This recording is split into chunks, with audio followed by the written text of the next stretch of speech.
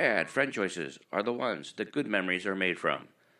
They are where the best friends that get you into the most trouble are made, and the ones you can fight about over anything, especially sports. Rick Carpenter and John O'Donnell share their bad friend choices with you weekly.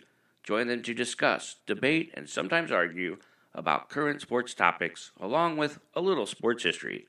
Call the show at 330-752-2775. Follow the show at Choices Friend on Twitter or Bad Friend Choices on Facebook. And we are live. Thank you for joining us. This is Bad Friend Choices. We are bad friends. I am John O'Donnell. This is Rick Carpenter.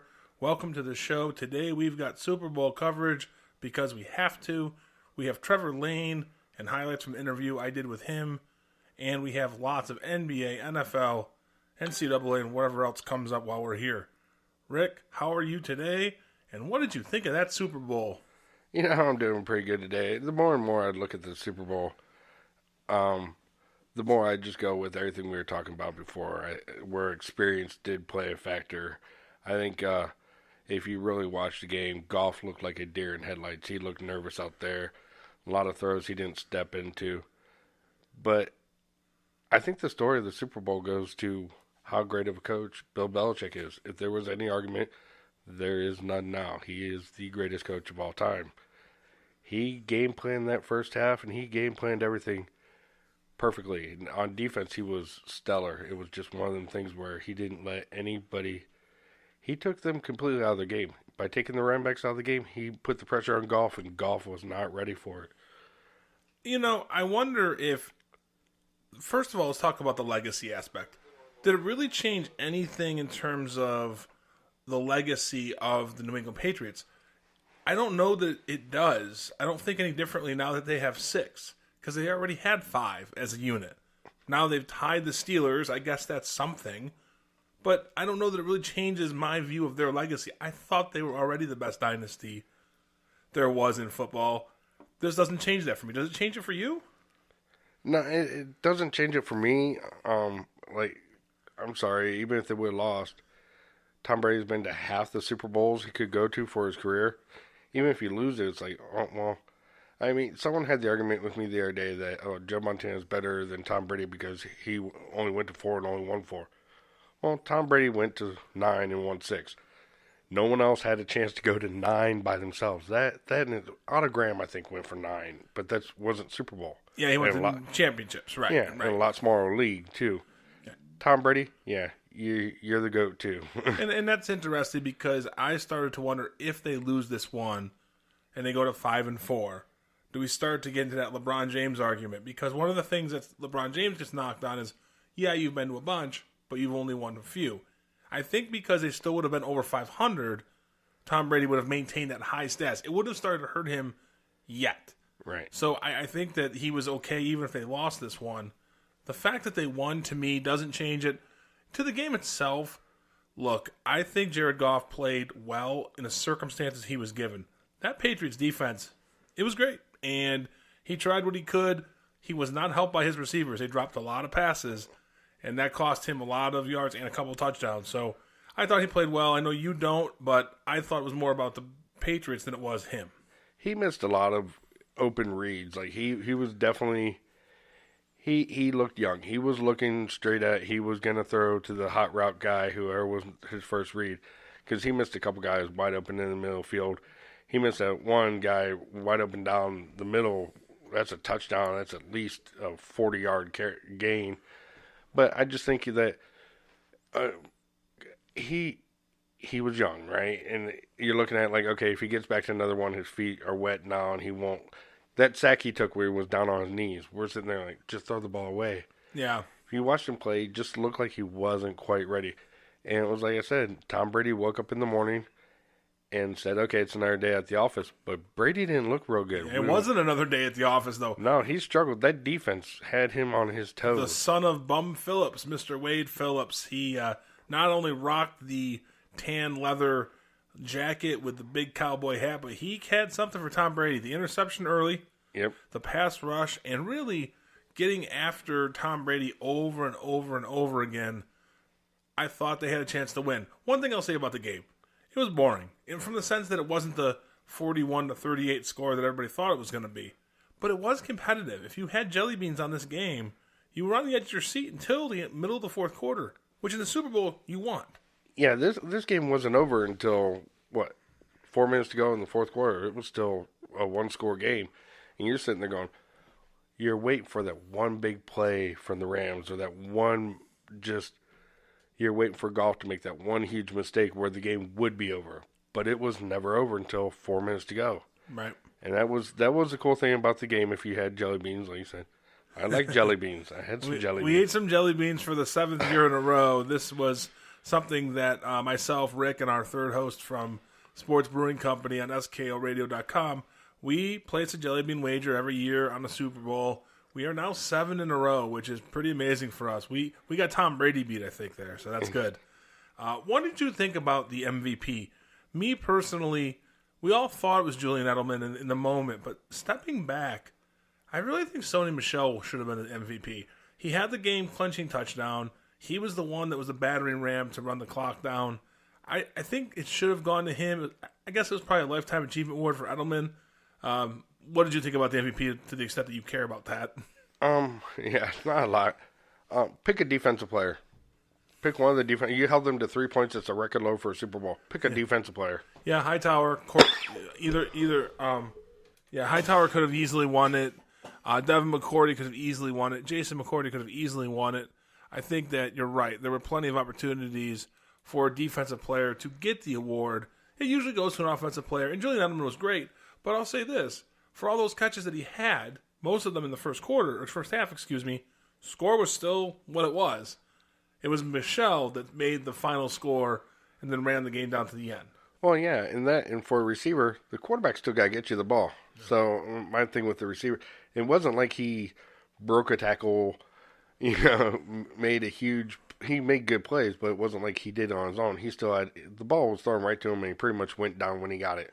Yeah, but one thing I will say is he was the Wade Phillips defense buster. Yeah. They had him perfectly schemed, him being Tom Brady, and all of a sudden they basically just went out and played pitch and catch. It became one of those things, right? Run to the fire hydrant, take a left, I'm going to hit you. And they just kept doing that over and over and over again. So I do understand why Edelman won it. I just feel like the rookie running back, Michel, or like you said, any defensive player would have been a better pick. Well, it was kind of cool, though. We're from the area, so having a guy from Kent State that played quarterback win the Super Bowl MVP, it does go to say a lot. And he did have a hell of a game. He's had a great career. I mean, think about it. Edelman is an undersized wide receiver that plays slot and gets the job done every time. It's just amazing what his career has been for. Is he that good of a receiver if you put him on another team? I mean, is it just Tom Brady and the way they gimmick it and the way they sell him, or is it that he's that elite of a receiver? Because when they had Wes Walker, remember, Wes Walker left and really wasn't as good, but was still viable. I think he's a poor man's Wes Welker. The most outrageous thing I've heard lately is that Julian Edelman is a Hall of Famer. And you look at him, he has 5,000 or 6,000 career yards. I mean, Isaac Bruce has like 15,000 career yards. Right. He's not in the Hall of Fame. Julian Edelman has had some great Super Bowls, some good postseasons.